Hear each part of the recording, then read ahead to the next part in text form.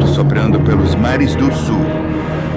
Há muito tempo, ele trouxe um povo destemido através do Pacífico até as ilhas encantadoras da Polinésia, a Fiji, Samoa, Havaí, Tahiti.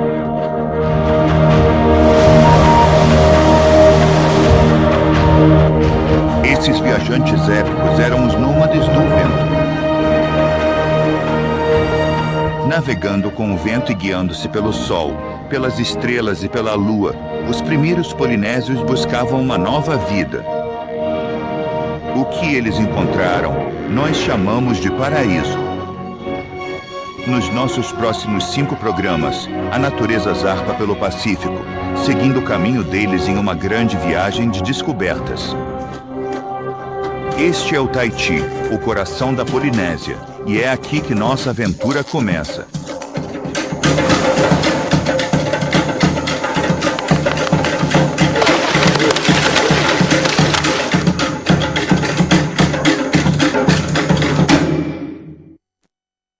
Nomads of the Wind é possível graças à Corporation for Public Broadcasting e ao apoio financeiro anual de espectadores como você. E pela Canon, oferecendo o poder da imagem para expressar suas visões em casa e no trabalho. E pela Ford. Aproveitamos nossos recursos globais, buscamos ideias avançadas de todo o mundo, trouxemos inovação e qualidade para casa e construímos um carro totalmente novo. Ele se chama Ford Contour, um carro mundial para o século XXI.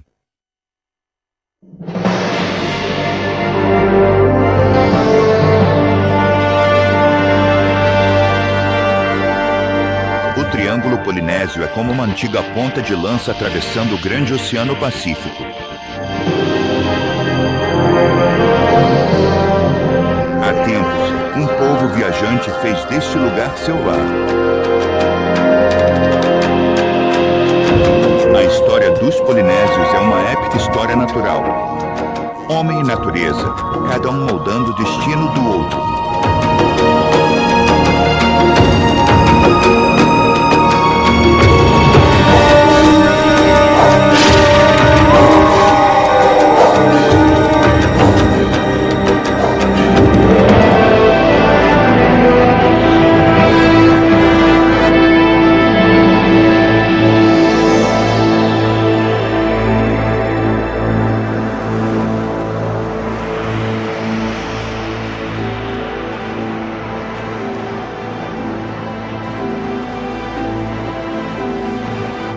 Mil anos antes de Colombo se aventurar pelo Atlântico, um povo viajante tenaz partiu para conquistar o Pacífico.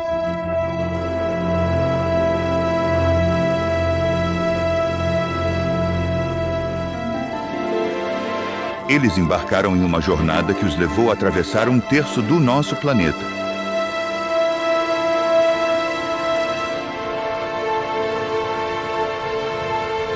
Mal sabiam eles que haviam realizado o feito oceânico mais milagroso da história humana.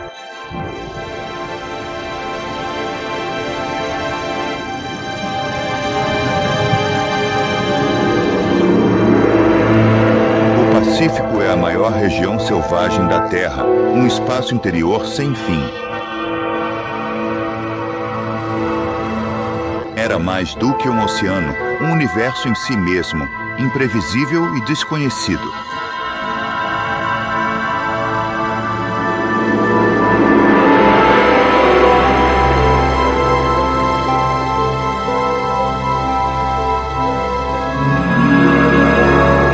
A esse mundo primordial chegou outra espécie que, em um breve espaço de tempo, se tornaria a forma de vida mais disseminada por todo o Pacífico.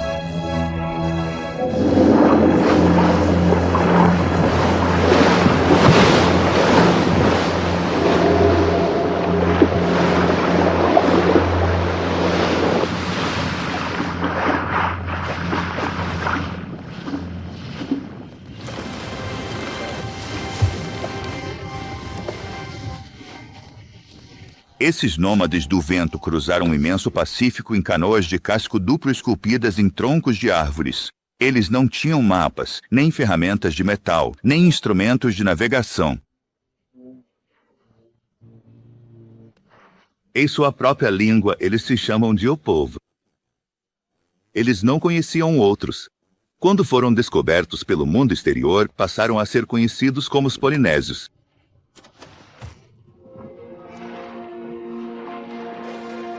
Todos os navegadores polinésios acreditavam que além de cada horizonte havia terras desconhecidas, um paraíso terrestre onde poderiam começar uma nova vida, um lugar abençoado pela natureza e também pelos seus deuses.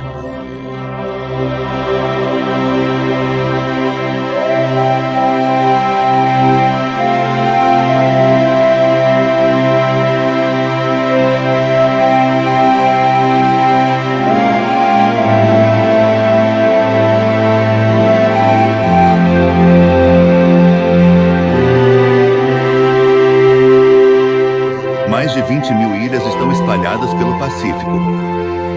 Cada uma, como uma joia, emerge do mar, cada uma possibilidade de um novo começo.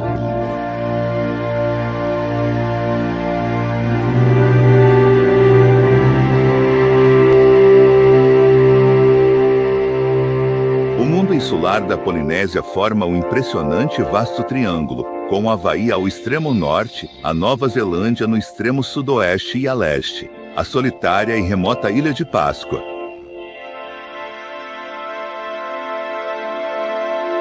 No centro do triângulo, entre os continentes da Ásia e da América do Sul, estão as Ilhas do Tahiti, exatamente o coração do mundo polinésio.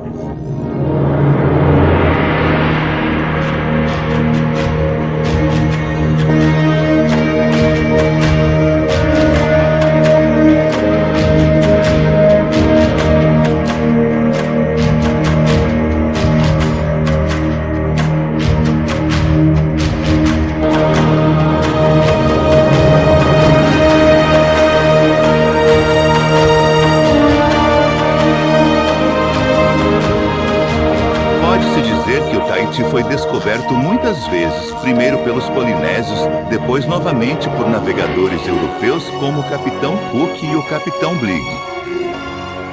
Histórias sobre essas ilhas do sul atraíram outros que queriam descobrir o Tahiti por si mesmos.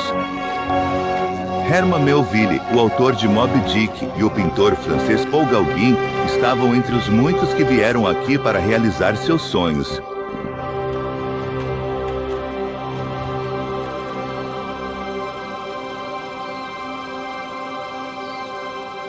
As ilhas do Tahiti surgiram como vulcões do fundo do oceano há apenas 1 milhão de anos, tornando-se algumas das terras mais novas do planeta. Seus picos alcançam 2.100 metros de altura.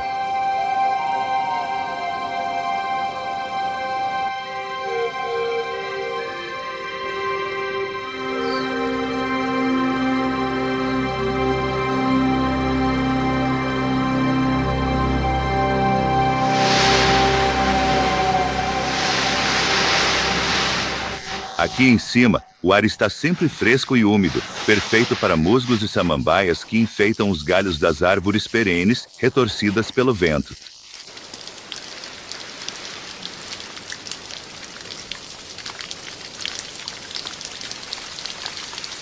Quase todas as tardes trazem chuva, tornando este topo de montanha um dos lugares mais úmidos da Terra. A abundância de água favoreceu uma vegetação exuberante, mas aqui, no meio do maior oceano do mundo, há pouquíssima variedade de vida. As poucas espécies de plantas que sobreviveram à travessia do oceano não tinham sucesso garantido.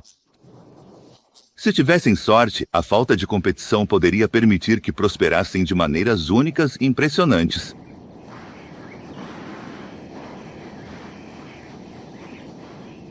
Este lagarto de cauda lisa é um dos poucos lagartos que conseguiram chegar ao Tahiti. Ao sugar o néctar das flores de purata, ele poliniza a planta, cumprindo um papel normalmente reservado a insetos ou aves.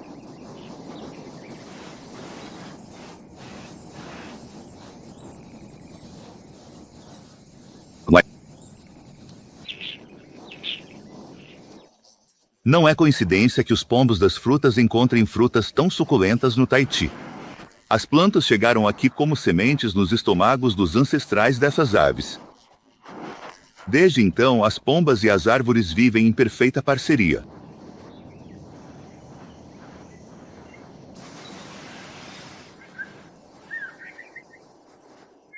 O Tahiti fica tão longe de qualquer continente quanto é possível, a cerca de 6.400 quilômetros tanto da Califórnia quanto de Sydney, na Austrália. Isolado do fluxo principal da vida, o Tahiti foi deixado para prosperar por conta própria.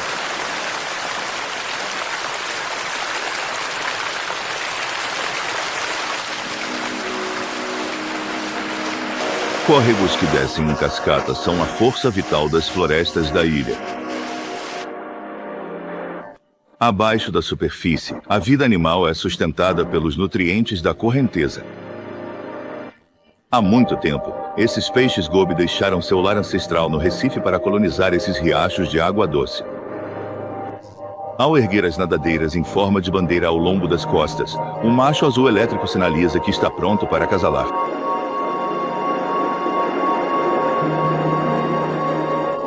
Se estiver disposta, a fêmea o conduz em uma dança de cortejo na vertical. Seus filhotes serão levados pela correnteza rio abaixo para amadurecer no berçário quente do mar.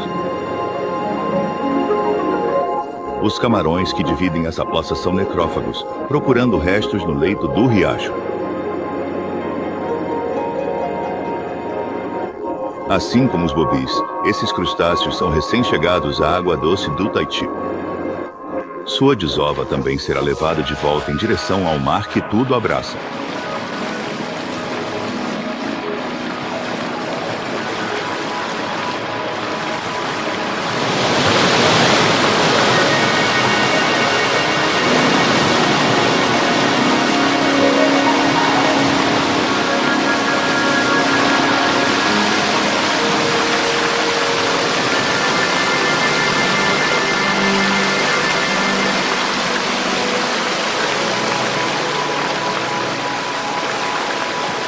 É o ciclo constante de água doce que dá vida a esta ilha.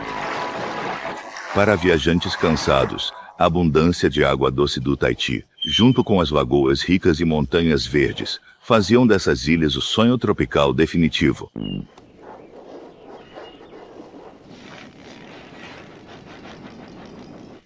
A visão acolhedora dos coqueiros ao longo da praia elevava o ânimo de muitos marinheiros. É uma das poucas plantas tropicais capazes de criar raízes e crescer na areia de coral. O coqueiro provou ser inestimável.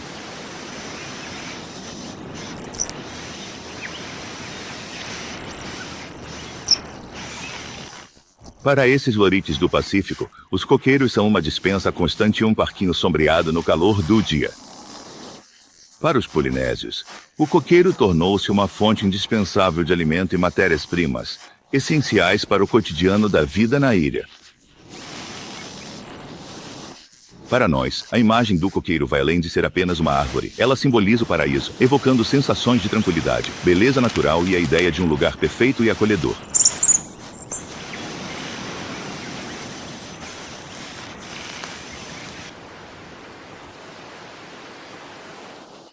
A lagoa, o ponto de encontro entre a terra e o mar. Enriquecida pelos nutrientes trazidos pelos rios, suas águas rasas e quentes abrigam uma incrível variedade de vida, como os grandes cardumes de peixe-zebra que patrulham entre as cabeças de coral. Com muitos olhos atentos ao perigo, há segurança no grupo.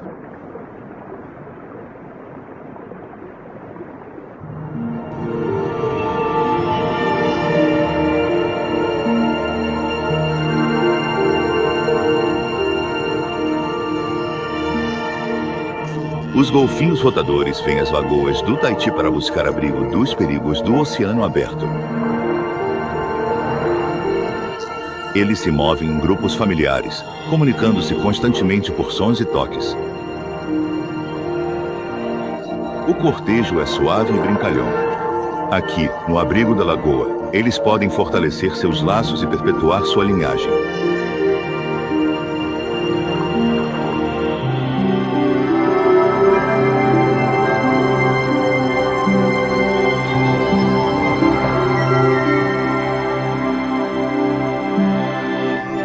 Os golfinhos eram muito respeitados pelos polinésios.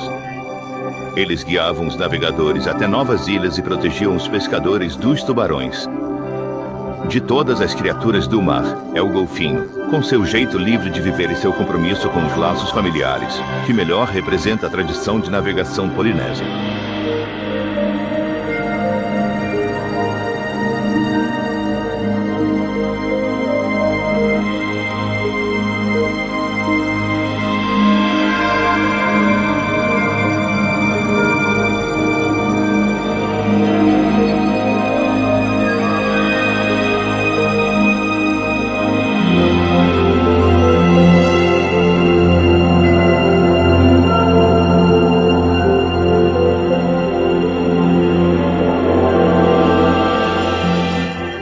O Sol incide sobre dois mundos, o mar e o ar, que se encontram na superfície da lagoa. É aqui que a grande riqueza dos trópicos se mostra mais evidente. As fragatas são mestres nômades dos céus oceânicos. Entre as aves marinhas, suas habilidades de voo são incomparáveis. Raramente molham as penas ao perseguir peixes. Em vez disso, elas se especializam em pirataria aérea, preferindo saquear o prêmio de outro, até mesmo de indivíduos da própria espécie.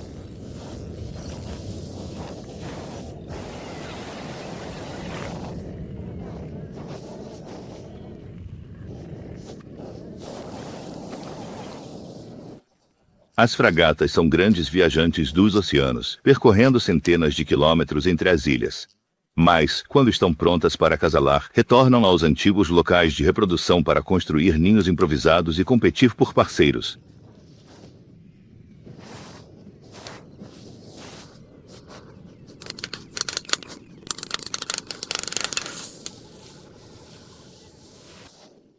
Os machos sinalizam suas intenções inflando uma bolsa de pele sob a garganta. A exibição chamativa é feita para atrair as fêmeas que passam, e para aquelas em pleno vigor reprodutivo, parece ser irresistível.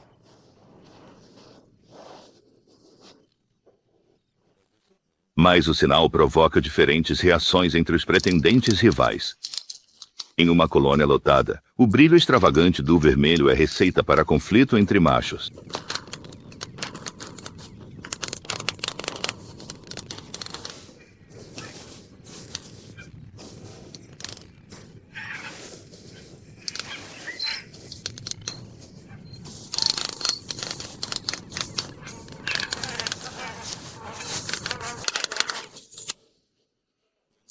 Para os primeiros navegadores polinésios, um bando de fragatas voando alto só podia significar uma coisa, e a jornada deles estava quase no fim.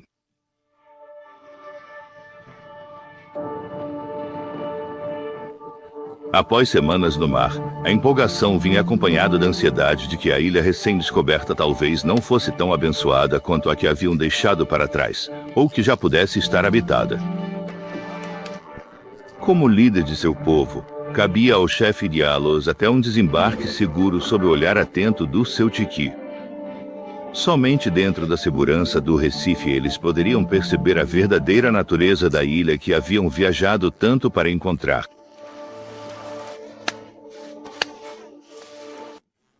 Ali havia uma lagoa rasa, bem protegida do balanço do oceano, exatamente como eles esperavam. E atrás da linha da costa se estendia uma vasta floresta, além da qual erguiam-se altas montanhas cobertas de verde.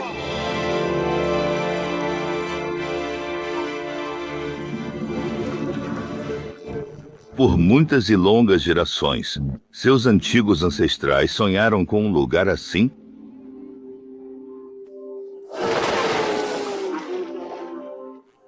Tangaroa, o deus dos navegadores, havia sido benevolente.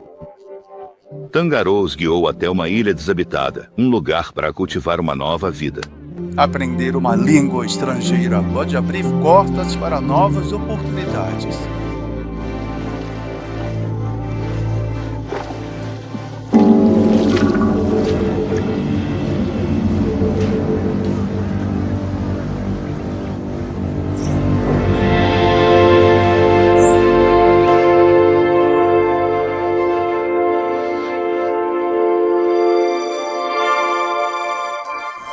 Este era realmente o lendário paraíso que ficava além do sol nascente. Tagaroa não havia falhado com eles. A partir de hoje, esse deus ancestral seria supremo.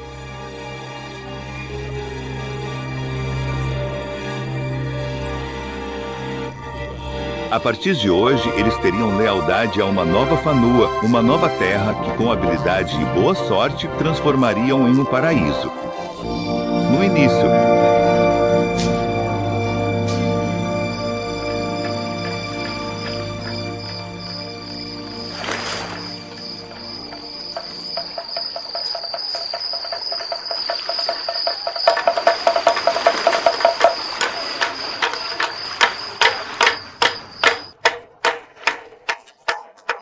os taitianos temiam a escuridão. Era o momento em que os espíritos assombravam o mundo dos vivos. O fogo protegia os vivos dos mortos.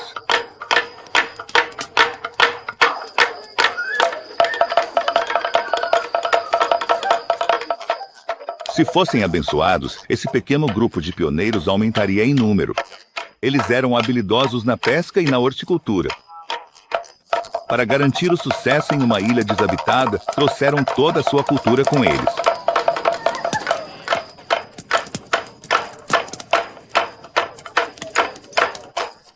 Eles trouxeram seus próprios animais de criação, porcos, cães e galinhas. Também trouxeram um verdadeiro tesouro de plantas comestíveis e medicinais.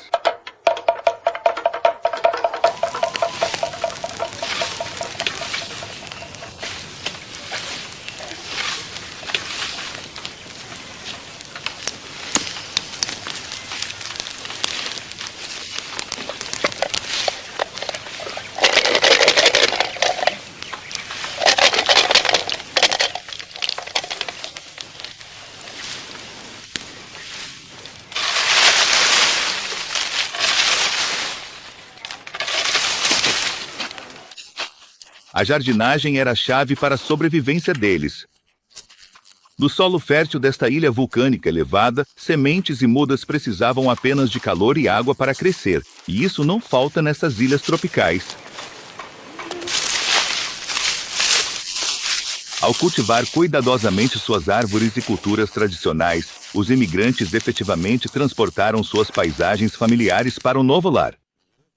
Em poucas estações, eles colheriam os frutos de seu planejamento cuidadoso e boa administração. Até que a terra pudesse ser cultivada, eles dependeriam dos recursos naturais da ilha, especialmente dos recursos do mar.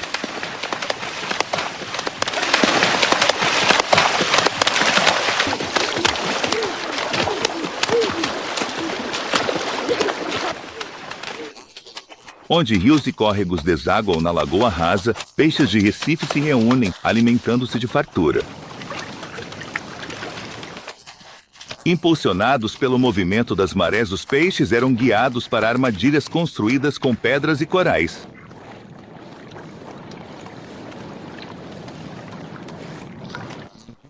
O engenhoso labirinto levava finalmente a um beco sem saída, onde um único pescador podia recolher o suficiente para todos.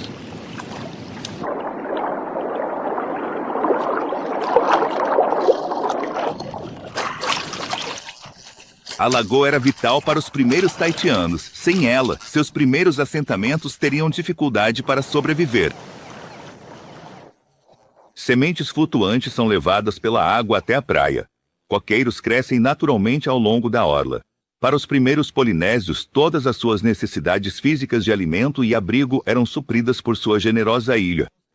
Naquela época, eles estavam livres de doenças infecciosas, pragas de insetos e animais perigosos.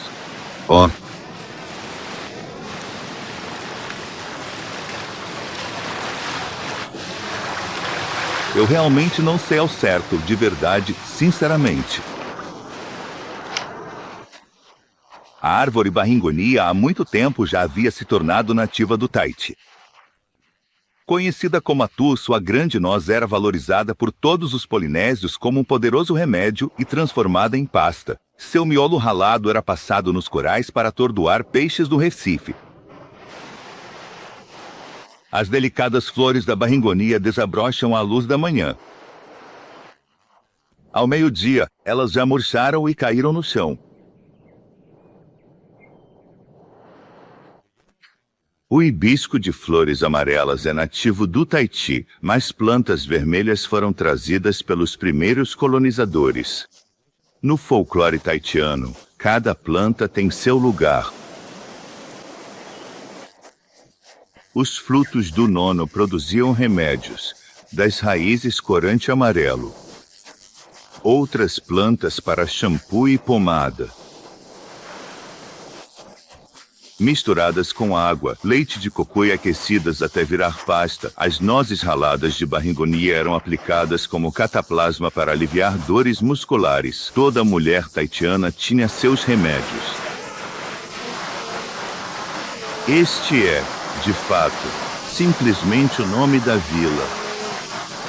Este é o nome da vila, o qual será importante para entendermos melhor a história deste lugar.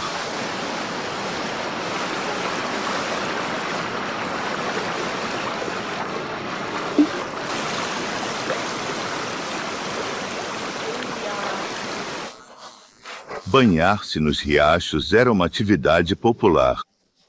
Era o remédio para a doença. Muitos usavam águas frescas e se banhavam nesses riachos 2 vezes.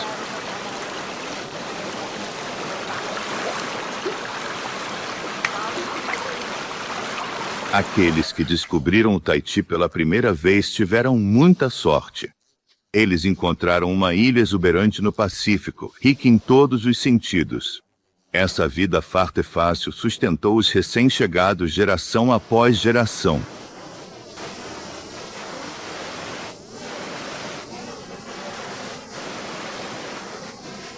Este é o lugar onde está o Paratra, o Mitum. E o agente, provavelmente mais tarde.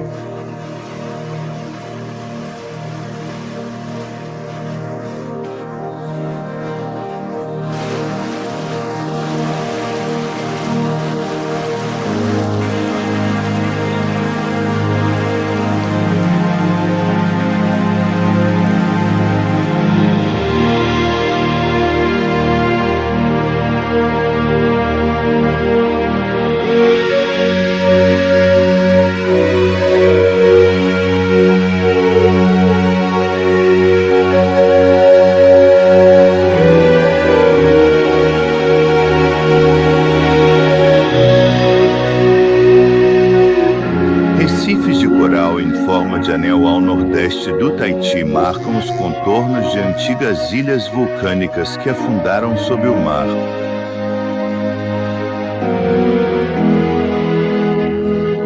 Os recifes de coral protegem as ilhas ao agir como uma barreira contra as ondas quebrando, criando assim uma lagoa tranquila. Dentro dessas águas, a vida é uma profusão de formas e cores.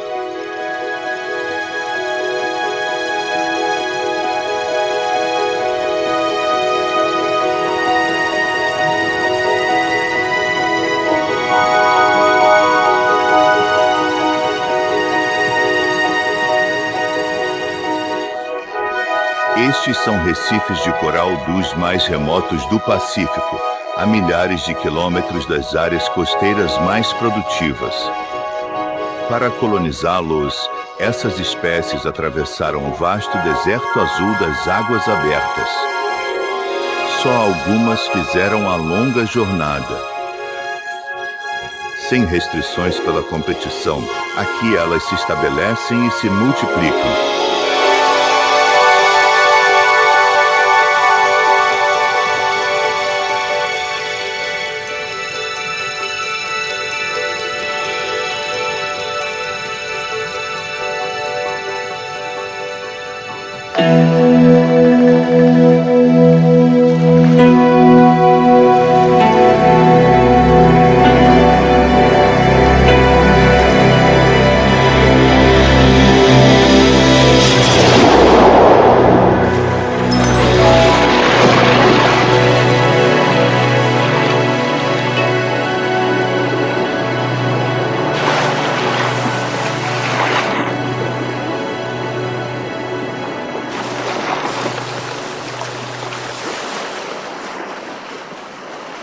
Para os polinésios que se estabeleceram nos atóis de coral baixos, a sobrevivência exigia uma tenacidade especial.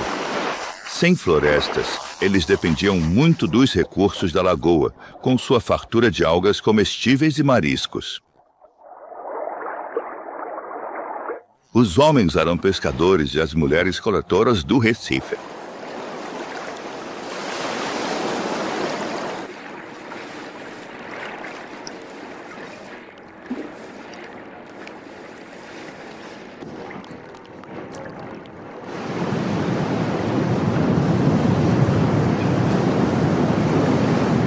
O rugido das ondas distantes era um lembrete constante do poder do oceano.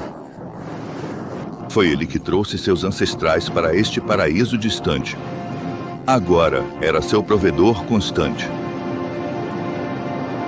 Além das ondas quebrando, o oceano aberto conectava o mundo polinésio. Levados pelo vento e pelas ondas, outros navegadores descobriram novas terras neste vasto oceano. A nordeste do Tahiti, a 1.600 quilômetros em direção ao Equador, ficam as remotas e acidentadas Ilhas Marquesas. Comparadas às ilhas tranquilas do Tahiti, as recortadas Marquesas eram uma surpresa.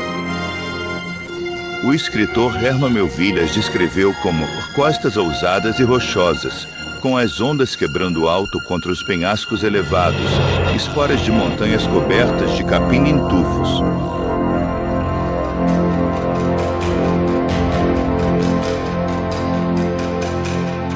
Aqui não havia praias de areia, nem lagoas tranquilas.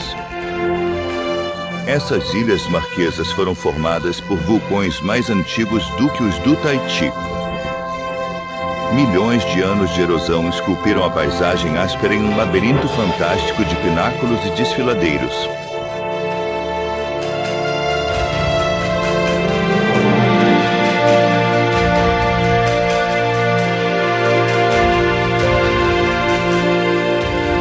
Por mais estranhas e acidentadas que essas ilhas fossem, ainda tinham o poder de atrair. Foi aqui que o artista Paul Gauguin escolheu viver seus últimos dias, e foi aqui que ele foi enterrado.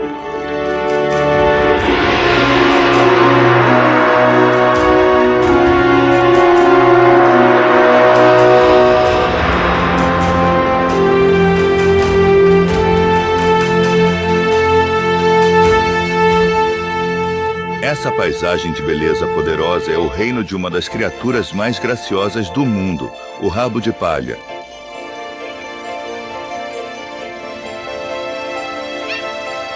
Bem acima do fundo do vale, eles chegam velozes do mar, com suas longas plumas da cauda esvoaçando atrás deles, até a cabeceira dos vales onde criam seus filhotes.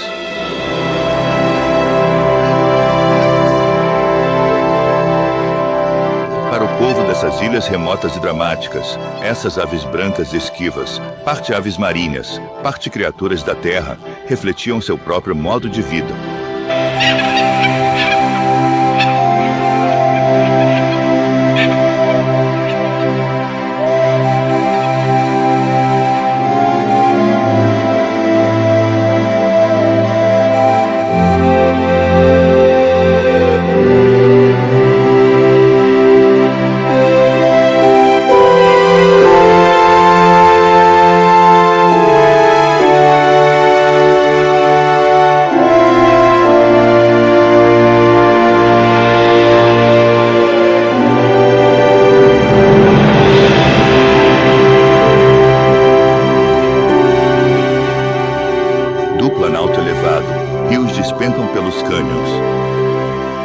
Esta cachoeira na ilha de Nukuiva despenca 370 metros. Uma queda d'água 8 vezes maior que a do Niágara.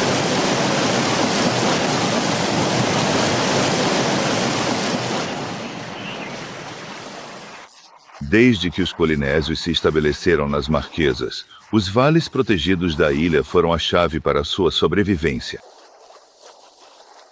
Os papa-formigas de bico longo das Marquesas marcam seus territórios com cantos e lançam um desafio musical aos vizinhos. Mas as florestas dos vales não eram apenas um refúgio para a vida selvagem nessas ilhas acidentadas. Elas também forneceram aos primeiros colonizadores humanos os requisitos básicos e madeira para a construção, solo fértil para as plantações e, acima de tudo, água doce em abundância. Nas águas paradas dos riachos, as mulheres entravam na água em busca de camarões de água doce. À beira do rio, castanheiras nativas espalhavam suas cortinas de raízes pela água, prendendo galhos e detritos levados pela correnteza suave.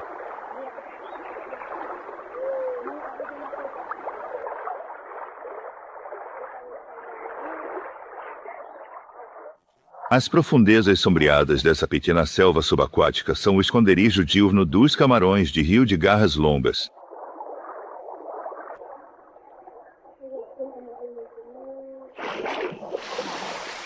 Sem um recife de coral, as mulheres marquesanas transferiram suas habilidades de coleta ao interior.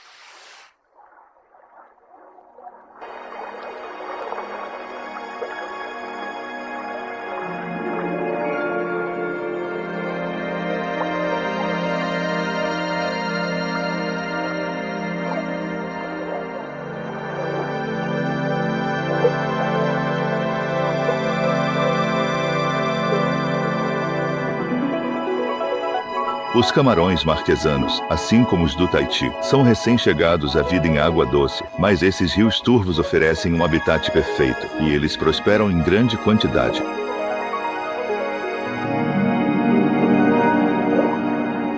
A coleta nos rios não rendia tanto quanto os recifes de coral do Tahiti, mas esses esforços garantiam uma colheita valiosa de proteína básica e um complemento saboroso para a alimentação da família.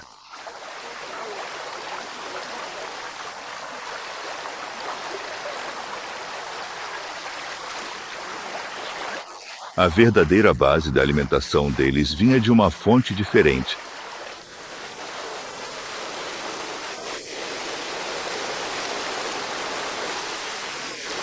As Ilhas Marquesas foram descobertas pelos povos polinésios há mais de 2000 anos. Eles trouxeram consigo uma planta que era essencial para a sua sobrevivência. Era o sustento da vida, a fruta-pão.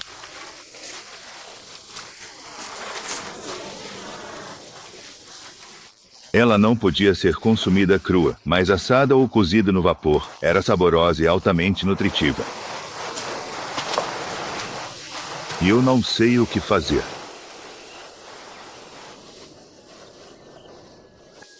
A árvore da fruta-pão atinge a maturidade em 5 ou 6 anos, e quando adulta, produz até 150 frutos por ano.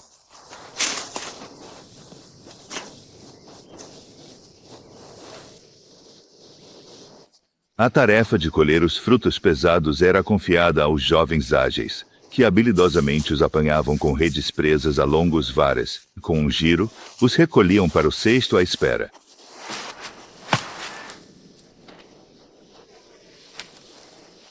Era uma tarefa comunitária, feita para o benefício de todo o grupo familiar ao qual aquela árvore pertencia. Quando uma criança nascia, uma nova árvore era plantada. Ela produziria frutos por cerca de 50 anos, sustento suficiente para uma vida inteira.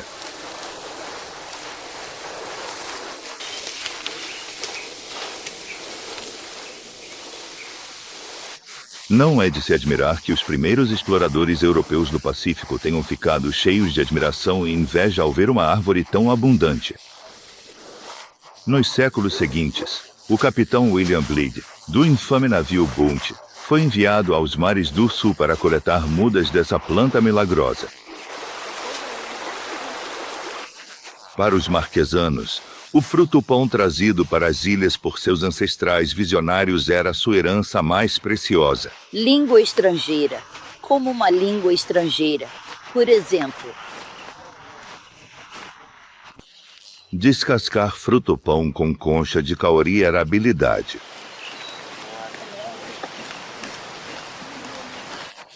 A árvore dá frutos às vezes, era preciso colher. O fruto-pão pode ser armazenado por longo período. Você já ouviu falar sobre o mel? Esse alimento natural tão conhecido e apreciado por muitas pessoas ao redor do mundo?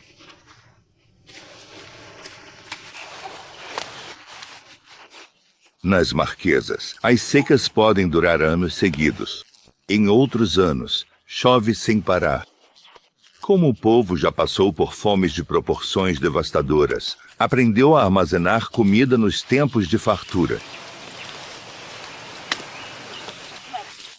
Uma dieta baseada em fruto-pão pode não parecer apetitosa, quando ele já fermentou e virou uma massa pegajosa com cheiro de queijo podre. Mas os polinésios e depois os visitantes europeus apreciaram seu sabor único. Fatiada com lâmina de bambu, polpa é empilhada em recipiente de madeira forrado com folhas de cocô para ser pisoteada até virar pasta.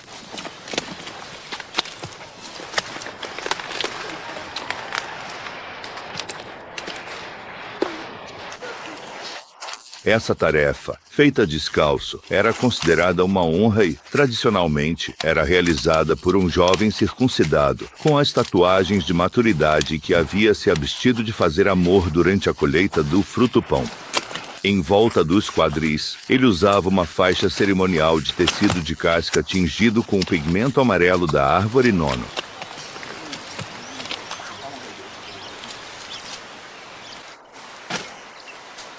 O produto final, o má, era armazenado no subsolo em fossas forradas com pedras e folhas especialmente trançadas da árvore cordyline, uma planta adocicada que possuía propriedades mágicas para ajudar a preservar e proteger o precioso estoque comunitário. Sob o solo da floresta, a colheita do fruto-pão podia ficar meses, anos, reserva se fracassassem as plantações. À medida que a sociedade marquesana se expandia, surgiram rivalidades entre os vales vizinhos. Cada tribo construía elaborados locais cerimoniais de encontro, áreas pavimentadas que chamavam de torrua, com grandes fossas de fruto-pão fermentado para os tempos de fome. Mas, em tempos de guerra, os deuses exigiam que o inimigo fosse profanado por atos de canibalismo e sacrifício humano. Esse era o lado sombrio do Pacífico Sul. As histórias de canibalismo horrorizavam os marinheiros europeus, que não podiam acreditar que tamanha violência existisse nessas ilhas tão acolhedoras.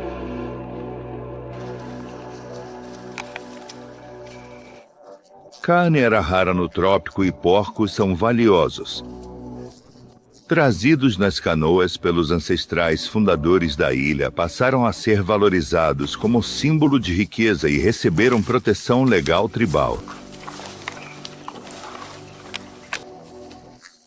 Só chefes podiam comer carne, para plebeus e mulheres proibido. A palavra tabu é a Polinésia.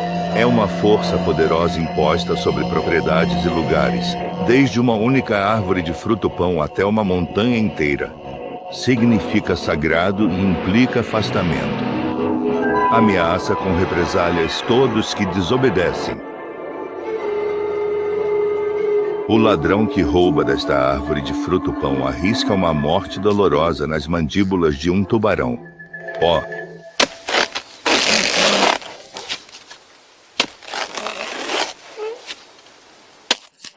Conceito de tabu era a maneira polinésia de preservar os preciosos recursos da ilha para poucos selecionados. A bananeira FEI só dá frutos uma vez na vida. Era uma iguaria reservada para pessoas de alta posição.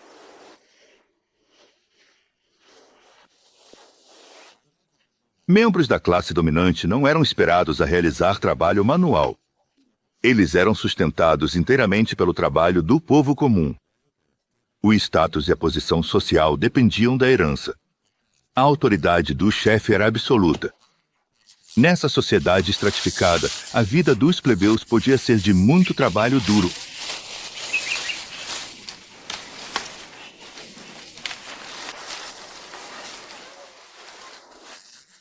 Mas entre homens de status igual, a cooperação era a chave para o sucesso. Ajudar um vizinho a construir uma casa ou dar comida a alguém com fome era uma tradição social profundamente enraizada. Olha só pra mim, por favor. Em uma comunidade pequena, onde cada indivíduo era conhecido por todos os vizinhos, tal generosidade certamente seria retribuída.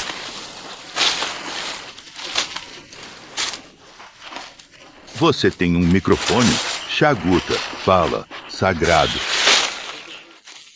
Os painéis usados para cobrir o telhado desta casa marquesana são feitos de folhas de coqueiro, um material resistente, mas perecível. Firmemente presas à estrutura abaixo, elas resistirão ao tempo por vários anos. Não. Os de fora percebem o modo de vida polinésio como longo e tranquilo, mas, na realidade, essas pessoas raramente ficavam ociosas. A produção de alimentos, a construção de canoas e a manutenção das casas eram apenas algumas das tarefas esperadas dos ilhéus. Ei, cadê a mina? Não sei.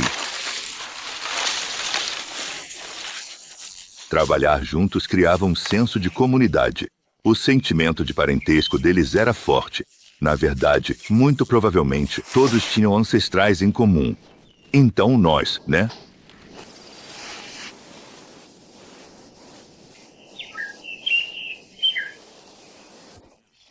Os espíritos se comunicavam com os vivos através de médiuns, imagens humanas esculpidas em madeira ou pedra. O farfalhar das folhas sinaliza a presença de um espírito, convidado a entrar em seu sagrado tiqui.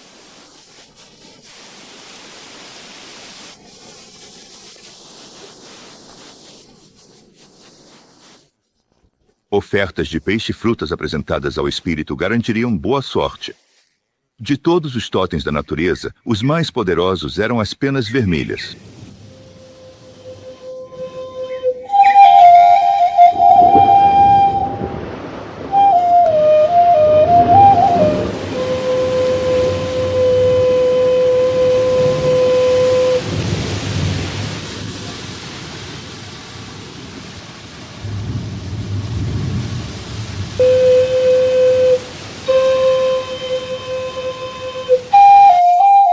Na beleza remota das Ilhas Marquesas, sua cultura fomentou uma forma de arte distinta com grande importância social.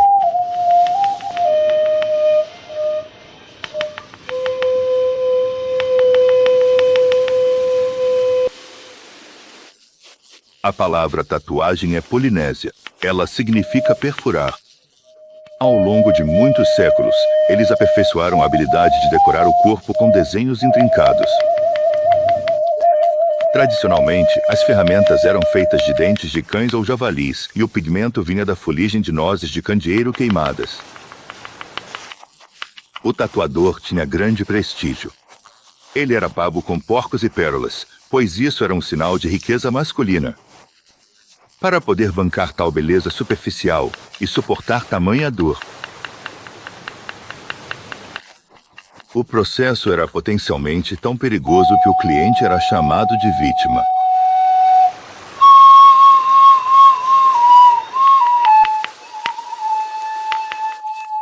Os marinheiros do Capitão Cook foram os primeiros europeus a testemunhar essas tatuagens. Eles ficaram tão intrigados que também se tatuaram, dando início a uma tradição que os marinheiros mantêm até hoje.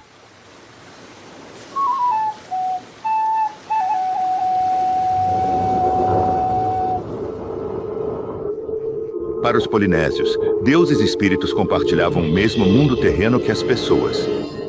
Por meio de seus tiquis, eles se comunicavam com seus ancestrais, a quem ofereciam sacrifícios. Muitas vezes, de vidas humanas.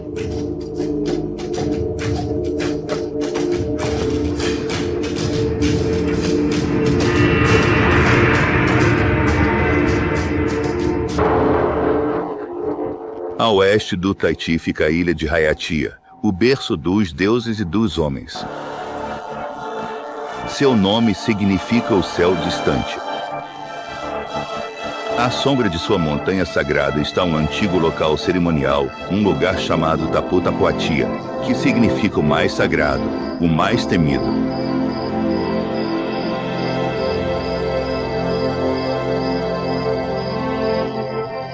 No centro desse local está a imensa Pedra da Investidura, cujos 4 cantos eram originalmente sustentados pelos ancestrais.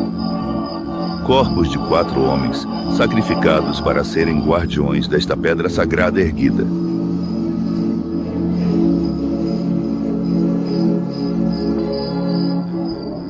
Esta ilha sagrada era visitada por chefes e nobres, que chegavam em canoas vindas de ilhas vizinhas. Eles chegavam pouco antes do amanhecer e eram acompanhados pelo sumo sacerdote e pelos chefes poderosos de Raiatia. Eles preparavam seu ritual de apaziguamento dos deuses. Cada delegação trazia oferendas sacrificiais de grandes tubarões e tartarugas, e de homens para serem sacrificados. Um número ali, não é? Ao nascer do sol, Raiatia, o céu distante, estava banhada em sangue.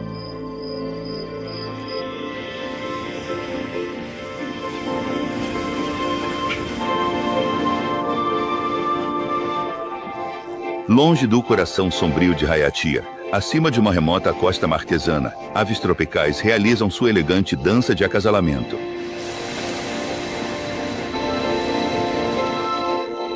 No auge de sua exibição aérea, elas voam de costas pelo céu.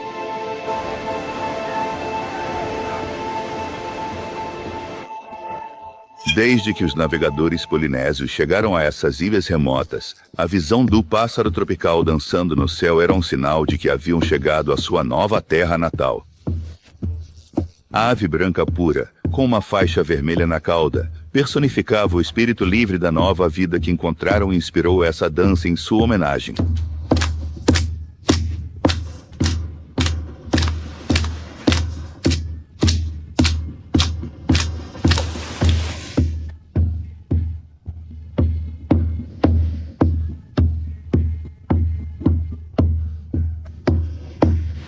Eu não vou fumar um cigarrinho, porque tomei a decisão consciente de cuidar melhor da minha saúde, pensando no meu bem-estar e no futuro. Decidi parar de fumar de vez, pois sei que isso é importante para mim. Eu vou viver em uma sala.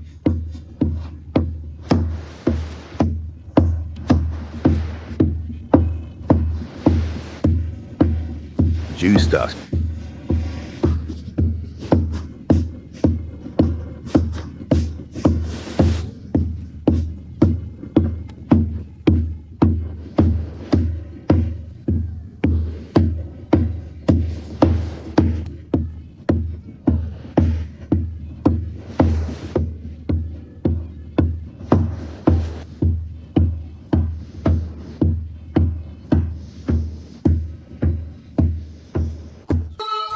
Foi dessas ilhas oceânicas do Tahiti das Marquesas que outras gerações de navegadores partiram em busca de novas terras. O Havaí ao norte, a Ilha de Páscoa a leste e a Nova Zelândia ao extremo sudoeste, os cantos distantes do Triângulo Polinésio. Terras históricas. Mas de onde vieram esses povos enigmáticos? Pergunte aos habitantes das Marquesas sobre suas origens, e eles vão apontar para o oeste. De lá, há muito tempo, vieram seus ancestrais navegadores. Nascidos no vento, como aves tropicais, eles vieram de uma terra muito além do pôr do sol.